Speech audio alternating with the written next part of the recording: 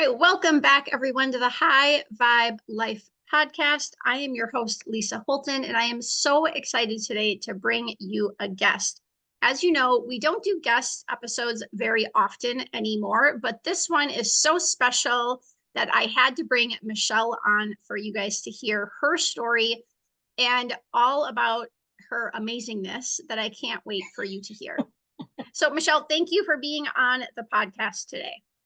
Oh, Lisa, thanks for having me. I was really excited about doing this. Looking forward to chatting with you. We always have such good conversations. Yeah, it's going to be great. And for those of you that don't know, I was on Michele's podcast called Asking for a Friend a couple of weeks ago. And you can go to the show notes to get the link to that one because that was a juicy episode. And stay tuned because I think today is going to be just as juicy. All right, little bit about Michele, you guys. Michele is a health and wellness coach.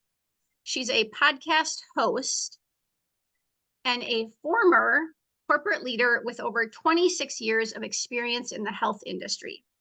After decades working in healthcare sales leadership, Michele transitioned into coaching to empower women in midlife to reclaim their energy, build strength, and live vibrantly. She is the host of the Asking for a Friend podcast, now in its third year and ranked in the top 2% globally, which is amazing, where she dives into topics that matter most to women 50 plus, from fat loss and hormones to mindset and longevity. Michele is also a faster weight coach and certified in fitness and nutrition. Her personal journey through menopause and metabolic changes fuels her mission to help women feel strong, confident, and in control of their health. So, Michele, again, welcome to the High Vibe Life podcast. Well, thanks. Like I said, I'm really excited to be here. I love your podcast.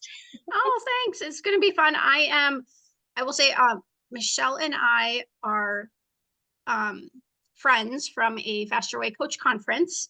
And I would say we're kind of like a little yin and yang, right? Is that the term? Yeah. I think so. Yeah. I'm like very like straightforward, tell it like it is. And Michele is a little bit more like gentle, I would say. Well, you know what? It's because our clients are a little different in age because mine tend to be a little bit older. Yes, yes. And so I wanted to bring Michele on today to talk about that because I think it's great when I have a lot of people in their 40s and 50s that listen to me and even younger audiences in their 20s and 30s. I think it's great to always learn from somebody else who has gone through it. So I thought it'd be great. Michele is 60? 61. 61. And so we're going to talk about like fitness through the decades. We're going to talk about what your younger self you wish they would have known and all of those things. So we're just going to dive right into it, you guys. And Michele, I want to know from you, what do you think has changed in your fitness journey over the years? Oh my gosh. Well, you know what's so interesting, and maybe you can relate to this, but my 40s and early 50s were full of working and high stress. And then on top of that, lack of sleep because I couldn't sleep, felt like a lot of anxiety. No one told us that this was part of perimenopause. And had I known that, I would have gone through those years with a whole different perspective and maybe a strategy rather than just keep pounding, doing my usual. And what I mean by that, it was a lot of cardio, high intensity cardio. I was into spinning, many times a week, going to hour-long spinning classes. And little did I know at that time, that was probably exacerbating a lot of the cortisol and anxiety that I was already experiencing with the perimenopause. And then I think, I was lifting weights, but probably not heavy enough, which, we all learn. And then getting into my 50s, I realized once I had a hysterectomy that once all my hormones were pretty much kaput, that what I had been doing in terms of my health and fitness was no longer working. As a matter of fact, I was the classic case of gaining like this stuff around my belly, and I had never had that before. I was more inclined to carry my weight in my thighs and my rear end, but this was, where is this coming from? And I knew I had to make some changes, and that's when I found Faster Way. But yeah, HRT has been great. There's been a lot of things that I've been able to manage through diet and exercise and HRT that have made at least these last 2 years way more palatable Yes. than they would have been otherwise. Yeah. I think I would say, I feel like the last 2 years, a lot of people all of a sudden are talking about perimenopause and menopause and symptoms and different things you can do to help alleviate those symptoms. So I do think it's information is a little bit more readily available right now for people. But I do still think there's a lot of misconceptions out there. And I just want to talk about a couple of them. So there's a lot of experts, I'll say like experts in quotation marks, who go on podcasts, let's just be real. And they're like, nobody should be fasting and nobody should be doing cardio. Like nobody should be doing X, Y, and Z. And then, clients will come to me. This is my experience anyways, and I'll let Michele talk about hers. And they're like, oh my gosh, I'm not supposed to be intermittent fasting anymore because, so-and-so said it's really bad for me. And here's the thing. This is from my point of view of 16 years in the fitness and health industry. Everyone's body is different. And all of my clients are different. Some of my clients do intermittent fast, some don't, because it does work best for their body, whether they do or they don't. Some of my clients don't do any cardio whatsoever. Some do 1 or 2 days of HIIT. Some, do other forms of activity because that's what their body needs at this moment. I think too many of us get caught up in this expert says this expert said that blanket statement. So we should just follow that, as opposed to listening to our body and customizing the theories or strategies that are going to work best for us. What are your thoughts? Yeah, and then I want to start with the intermittent fasting piece, because there's so much information out there. And I like what you said about you have to do what works for your body. One thing that I tell clients is, look, if you can get at least 12 hours in, I'm happy. And what that means is keep your hands out of the skinny pop and the Chardonnay after dinner, because that's usually when the bad stuff happens. Yes. We mindlessly eat, we're having empty calories. Those snacks that we have in the evening are not like these protein packed great, you're not typically having a smoothie at 8 o'clock at night. So that's where I start. Let's try 12 hours. See how you feel with 12 hours. If you want to go to 14, go to 14.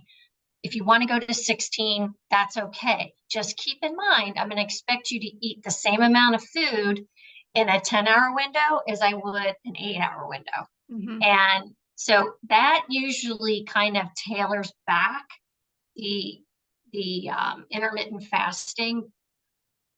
I typically go 12 hours. That's about my sweet spot where I don't get hangry and feel kind of blah.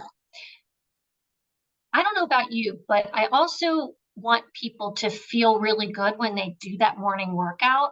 And if that means having, a half a cup of Greek yogurt with some berries, I'm okay with that too, right? Again, listen to your body. If you feel like you're going to bonk in the middle of a workout, then you probably should eat a little something with some protein and a little carbohydrate. Yeah, I like that, because that has been a hot topic right now of this past week. Should you work out fasted or non-fasted if you're in perimenopause? I personally, I've tried both, eating before working out and then not eating before working out. I like not eating before working out. I don't like feeling like I have stuff in my stomach. I don't know. I like not eating, but I've always worked out in the morning. And so that might just be more of like a habit for me. Like I'm used to that and I'm not used to feeling like I have food in my stomach. But I do think, again, you have to do what feels best for you. So like you said, if you need that energy, if you feel like, maybe you don't work out till 10 in the morning or noon, obviously you need to eat some food then. So yeah, I like that. You just got to do what works best for your body. The other thing to consider too is what kind of exercise you're doing. So Monday and Tuesday, I do sprints and I run up and down my hill here in front of my house. I don't eat before I do that because I'd feel gross if I did that. But this morning I did, full body, and I did want to have a little bit of fuel on board when I did that. So I guess it really just depends on what kind of activity you're doing as well. Yeah. So bottom line, let's stop listening to the blanket statements from people on Instagram. And you just have to take the strategies. If you do want to try something, take it and try it for a bit and see how it feels in your body. And if it doesn't work, that doesn't mean that it's not going to work forever. It just isn't for you at this moment. Agreed. Yeah. All right. Next up. Oh, I like this. I like this question. And we're both going to answer it. What do you wish your younger self had known about exercise and health? Ooh, let's go to calorie restriction first. Because I'm a little older and I grew up in the Dexatrim, Slim Fast, Snack Wells. Oh my gosh, I used to love Snack Wells.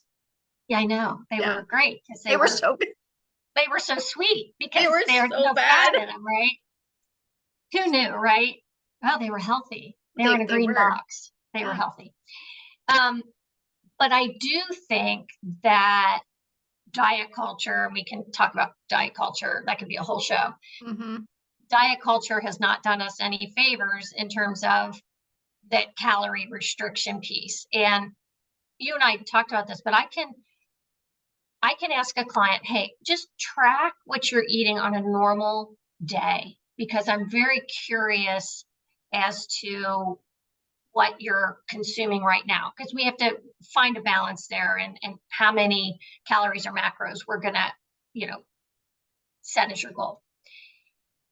So many times I find these adult women are eating under 1,000 calories a day because they think that is the golden ticket to losing weight. And we know that that's not the case, particularly when you get into midlife.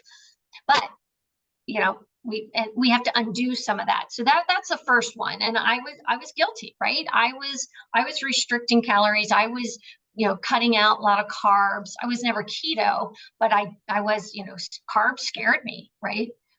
I didn't know that was the whole keto thing that's been going on for, I don't know, 20 years. And I know a lot of people that had lost a lot of weight doing keto. So you're thinking, oh, great, but they all gained their weight back plus some. So that was like, oh, okay, that's the wake up call there, right? The other thing was just the extreme cardio. Now being 61, I have osteoporosis. Had I known back then that I needed to be lifting much heavier weights, getting more protein, all those things, D3, even back when I was in my 20s and 30s, oh my gosh, I may have gotten away without having osteoporosis. Now I have family history and there's some, things that would predispose me to having osteoporosis, but wow, that would have been powerful information to have. Yeah, I agree. My tip to my younger self is very similar to yours. Being in the health and fitness industry, I've always loved working out. So I always have actually lifted weights. I've always liked to lift weights since I was younger. But my tip would be to my younger self, I wish you would have ate more food, because yeah, I was along the lines of like, oh, only eat 1,000 to 1,200 calories a day. And definitely I wasn't eating enough protein, even though I thought I was. Definitely wasn't eating enough food in general. So I wish back then I would have known it's okay to eat more food, because it'll just make you stronger and actually do better in your workouts. I think right now it would feel easier to eat more food then. Yeah. And the good thing to add on to that too is women don't really know how much protein they're getting, and they Mhm. think they're getting a decent amount until you have them start tracking it Correct. as they would normally, and they're shocked, right? And then there's that challenge too of how much protein do I need to eat? And we often say, well, because we're a little older, we don't metabolize and process protein as efficiently as we did when we were younger. So you actually need more protein than you did when you were 20 or 30. Yeah. I mean, as a personal trainer, I thought I was getting enough protein in until I did faster weight and I actually had to track. And the first time I tracked, I was like, I think my macros were set around, I can't quite remember. It was like just about 100 grams of protein. And I was like, this will be no big deal. I'm sure I eat that. So the first meal, I had a protein shake, which was 20 grams. My second meal was a protein bar. Yeah, as a personal trainer, I literally did not eat food. I just had protein shakes, protein bars. That was 20 grams of protein. And then I had my supper, which probably was chicken, because that's literally like kind of all I eat, at 25 grams. So I was only getting 65 grams in, and I thought that was high. Like I was like, oh, look at me. I'm like, awesome. And then I was like, oh, wow, I'm like 40 grams short still.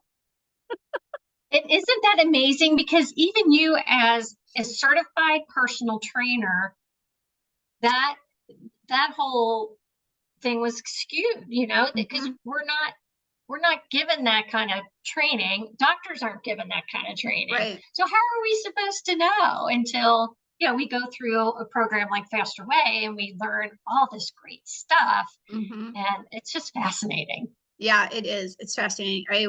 When I started Faster Way, I started eating more food than I think I ever have since maybe high school.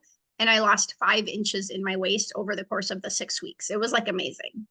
Yeah. Yeah. And the quality of the food too. I mean, Hmm. it's, eating, and I eat protein bars. They're Yeah. they're great on the go before a workout if I'm feeling way too lazy to eat something like real food.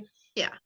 But but we can't make a, a diet out of protein bars because I was speaking to a woman recently. I was out to breakfast with her, and I said, "Well, tell me about what you eat in the morning." She said, "Well, I eat 2 protein bars and a cup of coffee every morning before I start seeing clients." And I said, "Oh my God, 2 protein bars!" So yeah, Wait, people do it. yeah, I know. I mean, I used to own a gym, and when I owned a gym, that was my lunch, a protein bar and a coffee.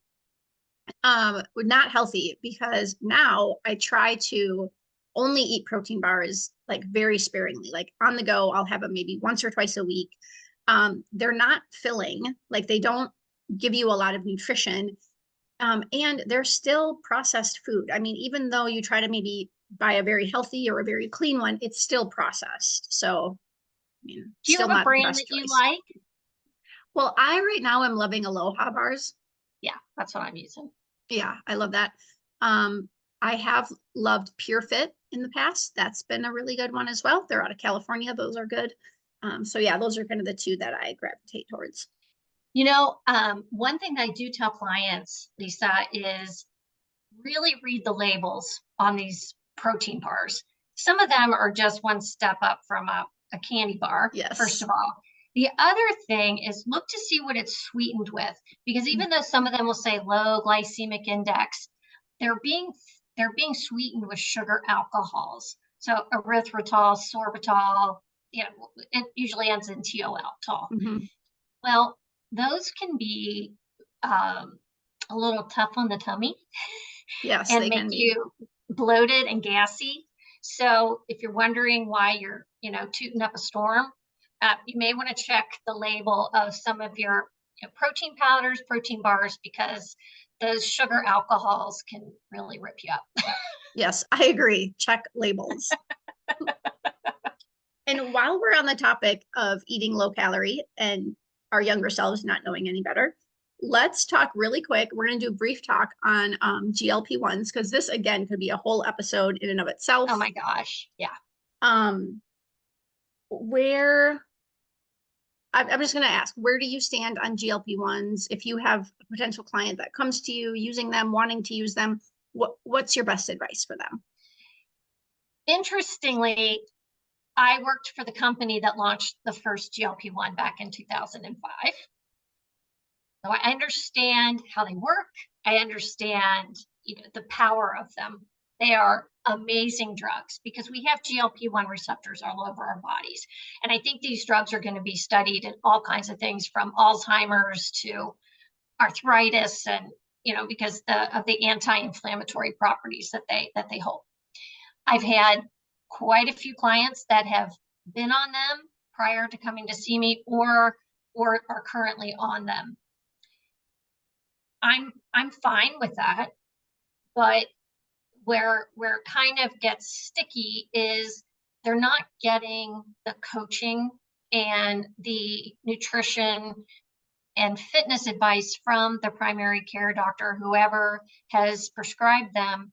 And so I don't want them starting at a deficit because we all know that you do lose lean body mass on these drugs. No, I don't think people know that. I literally don't think they know that. Okay, so you do, and it can be 30, 40, 50% of what you're losing. It's not fat necessarily.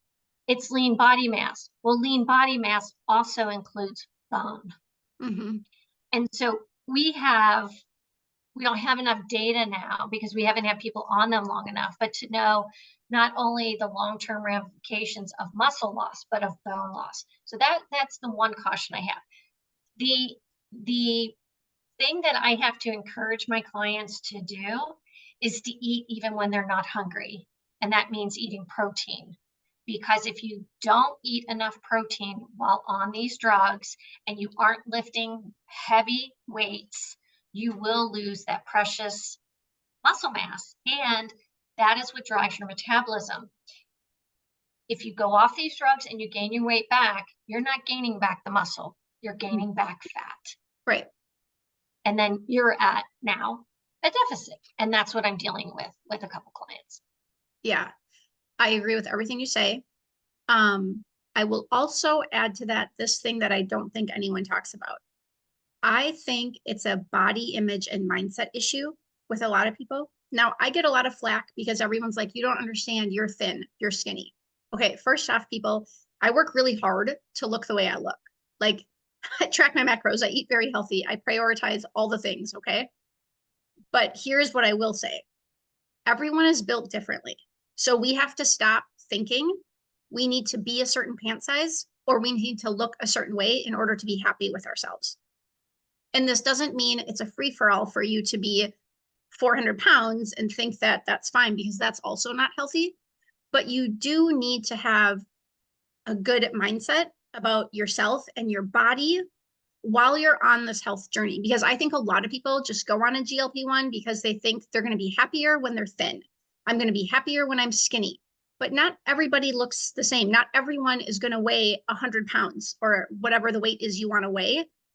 You need to be happy with your life the way it is now and still be okay with changing it. Like, that's fine. But you need to understand that not everyone is going to look the same. We're not all going to look like a supermodel because that's not our genetics. So if you're looking at someone on Instagram and you're like, well, I'm going to take a GLP-1 because I want to look like that person, whether you take that GLP-1 or not, you're never going to look like that person because you don't know what that person does to look like that and what their genetics are. So again, we have to stop comparing ourselves to everyone. This is part of the diet, like industry as well has done this to us. But you have to have a good mindset about yourself and your life and a good like body image before I think you even start this, because so many people just go on GLP-1s and think, again, like, oh, I'll be happier when I'm thinner. I'll be happier once I've lost the 50 pounds. But you never are.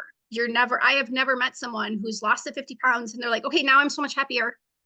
Like, there's still something missing in your life and you need to figure that out before you go on the GLP-1s, I think. Yeah. The other thing is it's the quick fix, right? It's be slim enough to get into the mother of the bride or the, mother of the groom dress, those types of things. And you're just going to set yourself up for failure because that type of quick weight loss is not natural. you end up getting, they call it Ozempic face, Hmm. because your body just isn't equipped to lose weight that quickly Right. in a healthy manner. And I always say, just try it our way first Yes. before you do these drugs. Now, people are microdosing them, Yeah. which, it's far less than that, pharmaceutical dose. These are the compounded versions. All right. Okay. Maybe you can do that for Hmm. maintenance for long term, and that may help you. But yeah, I just, there's a lot of data that we don't have yet, and on the long term ramifications of these drugs. And some of those long term effects could be really great. We just don't know yet. Right. I think there's just too much unknown. And I think before you jump into something that is a quick fix, because let's be real, that is what it is. It's a quick fix. You're not learning how to exercise. You're not learning how to eat healthy. You're not learning healthy habits. I think first, like work on your mindset and work on why you feel like you would be happier if you looked a certain way. And then how can you start creating that happiness now in the body Yep. you're in? Because if you can't do that, you're not, I know you think you're going to be happy when you lose 50 pounds, but you won't be. It's just going to be something else. So work on the mindset first. Yeah. Yeah. Yeah. That's great advice. All right, I want to turn a little bit to just like lifestyle, mindset things. Since you do work with women over 50, I'm not 50 yet, I'm 45. I want to know what you think the number one thing women over 50 need to be doing. Oh my God. It Can can be you say anything. it? It can be health, fitness, whatever. What do you think if it like someone's not doing anything? What do you think the number one thing they should just start doing is to Oh, help them like live longer? oh, eat more protein. Okay. Eat more protein. Mm-hmm. Yeah. Yeah, because I know they're not. And we lose after, at this time in life, we lose about 1% of our muscle mass every year. So Yes. uh, protein, it would be number one, because that's, I mean, and then I'd say secondarily, start lifting heavy weights. Yeah. Yeah. Okay. And then I know that you have gone from some different career changes. You've gone from being in the pharmaceuticals to sales to now a health and fitness coach. So, how can we keep redefining ourselves as we get older? Well, I think the best way to keep redefining ourselves is just not getting settled. And retirement for me means actually working harder now than I ever did, because I don't think I'm finished yet, right? Mhm. There's no finish line for me. I feel like there's always, the goal line keeps moving for me. And I can say that with health and wellness too. You never achieve No. your ultimate health and fitness goal. That that never happens, because the goal keeps changing. You know, I I tell people this. Like, look, yes, I want to be fit. I want to look good in my clothes, but I want to be able to get up off the floor Hmm. unassisted, or like you say, get off the toilet. Yeah. We we can't minimize the mobility piece. And so when I eat well, and I eat a lot of protein, and I'm lifting my weights, and I was doing my squats this morning, I do that for not for today. I do that for 85, Yes. 90, right? Hmm. So that would be, I know I just went off on a tangent on that one, but okay. No, I agree with that because I always tell everyone um, when I'm like 100, this is like my thing. When I'm 100, I'm going to live in Florida and I'm going to be the one teaching water aerobics to all like the 70-year-olds. And I'm going to be drinking my wine and eating brie cheese while I'm teaching water aerobics because that's Yeah. my goal. Okay. But in order to do that, I have to be as healthy and strong as possible now because what I do now will show when I'm 100. So, right, I'm not working out for today. I'm working out for what I'm going to be in my future. And I want to drink a lot of wine in my future. So I need to like be healthy and strong now. Yeah. And here's the other thing too. We all have someone in our life, whether it was an aunt or a grandparent, maybe a parent, and you've watched their physical decline. Yeah. And watch them be in a wheelchair, nursing home, all of that. You get to write the script, and it's never too late Right. to rewrite that script. And I'm so proud of my clients when, I mean, I have clients that are 68, 74, and they're doing it because they don't want to be in that wheelchair in the nursing home, right? And it's not too late. They're getting great results. So, yeah. I agree. It is never too late to start, and the best time to start is today. Right now. Right now. Yes. Yeah. Well, Michele, thank you so much for being on the podcast. You guys go to the show notes where I have all of Michele's links, so you can make sure to subscribe to her podcast and check everything else out. And we will talk to you soon. Thanks, Michele. Thanks for having me.